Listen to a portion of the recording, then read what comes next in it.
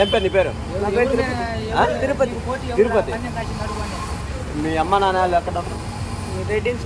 రెడ్డిన్స్. నువ్వు కూడా రెడ్డిన్సా? ఇక్కడ మాధవరం బస్ స్టాండ్ ఇంటికి పనికి వచ్చి పల్నాడా?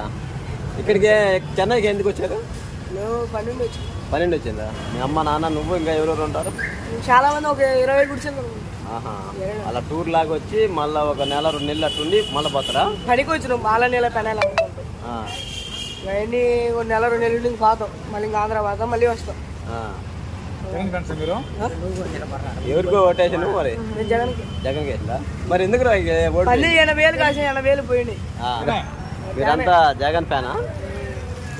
సరే, మంచిగా ఈసారి అన్న గెలిపోయినరా? అగ్గేదే లేదు. పుష్ప వస్తాడు. వస్తాడా? సరే, వచ్చి జై జగన్.